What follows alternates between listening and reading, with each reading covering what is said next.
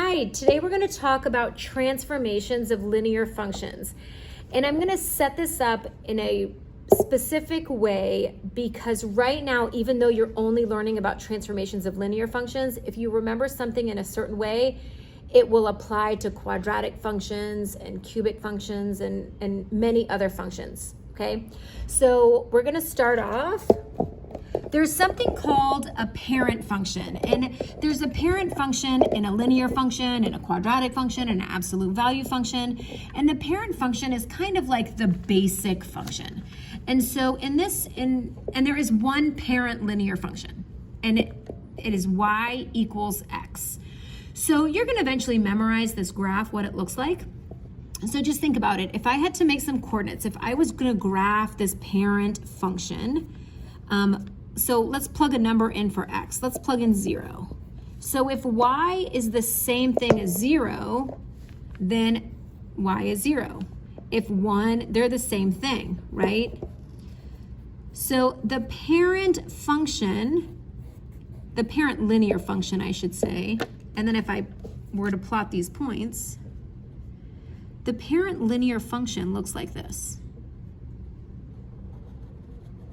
Okay? And a lot of times what's going to be asked is for us to compare something to the parent function. So you do need to know this is what the parent function looks like. Sometimes they'll give you the equation, but this is what the parent linear function always looks like. So we're going to compare things to this, okay? All right, here's the first example. And I know I left a lot of room on my notes because I thought you could draw that graph. So there's transformations that functions make. In a transformation, you have translations, which are slides. So a slide is basically this function could move up, it could move down, it could move left, it could move right. Now, the funny thing about a linear function is if you think about it, if I moved this to here, let's say I just shifted it over one spot, someone might say, oh, that moved left, and someone else might say it moved up. Now, linear functions is the only function where that really applies to, so that's where it gets, that's where sometimes I'll accept more than one answer on linear functions. But if you remember this a certain way, it'll help you with all other functions. Okay, so let's first look at this. Okay, let's first look at this transformation. And if I had to graph this, well, I'm just going to erase those points. I'm going to make up these same values. If I plugged 0 in for x, right? I plug 0 in for x. 0 plus 3 is 3. That means my y value is 3. I plug 1 in for x. 1 plus 3 is 4. I plug 2 in for x. I get 5. I plug 3 in. I get 6. I plug negative 1 in. Negative 1 plus 3 is 2. All right? And now I'm going to plot these points. 0, 3, 1, 4, 2, 5, 3, 6, negative 1, negative 2. Whoops. Oh, I think I made a mistake there. Oh, no, sorry, negative 1, 2. Negative 1, 2. Okay, so you can see these lines continue, and so that is my new graph. Well, if you graph all of these, which I am not about to have you do because it would take ages, you'll notice a pattern. So in this function right here, you would say, okay, you technically could say it moved up 3 or it moved left 3. But I would prefer if you said that this function moved up 3. The parent function moved up 3. And it's mainly because it's going to help you later on. All right, so now what about if instead of adding 3, I subtracted 3? Well, if adding 3 made it go up 3, then subtracting 3 is going to make it go down 5. All right, if adding 3 made it go up 3 and subtracting 5 made it go down 5, then adding 9 is going to make it go up 9. So you kind of notice a pattern that if you have the parent function, which was right there, and then all we do is add or subtract a number, it just moves the function up and down. All right?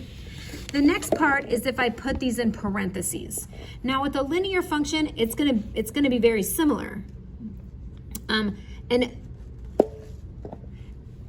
And so what I want to show you is that if it's in parentheses, usually what I tell kids is think about it like you're shaking it up and it's the opposite to what you think. And those parentheses are on the sides, which tells you it's gonna move sideways. All right, once again, linear functions, but it's gonna help you later on with other equations, okay? So it's on the sides, parentheses, it's gonna be moving sideways. We're shaking it up, it's the opposite to what you think. Let me show you here. Okay, so this says x plus 1. So what would happen to this graph is because the parentheses are on the sides, we know it's going to move either left or right. It's the opposite. I so want to say right 1 when I see this, but it's really left 1. All right, let's say I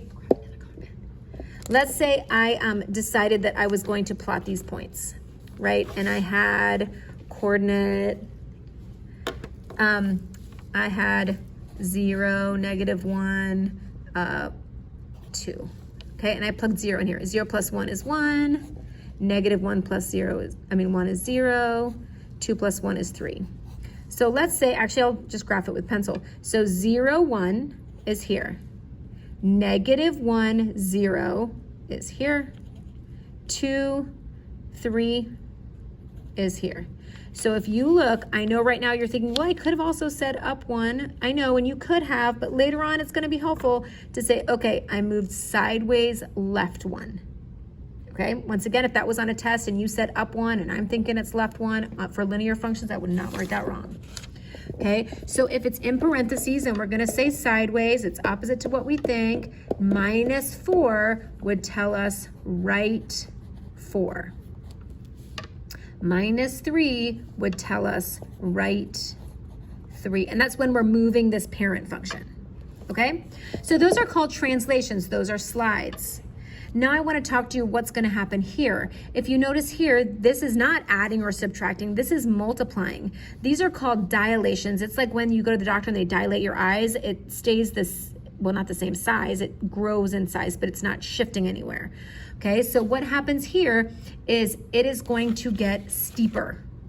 All right, so this is called a vertical stretch of 3. A vertical stretch of 3. And I'm going to show you what that looks like. So if I have the parent function, the parent function looks like this. A vertical stretch is making it go steeper. It's bringing it in like this, like taller, okay? So this is the parent function, pretty like at a 45-degree angle, and the number, the coefficient of x is bigger than 1. It's gonna go steeper, and that's called a stretch. Just think of like a baby stretching. If it is smaller than 1, it's called either a vertical shrink or a vertical compression, and it means it's gonna lay more flat towards the x-axis, okay?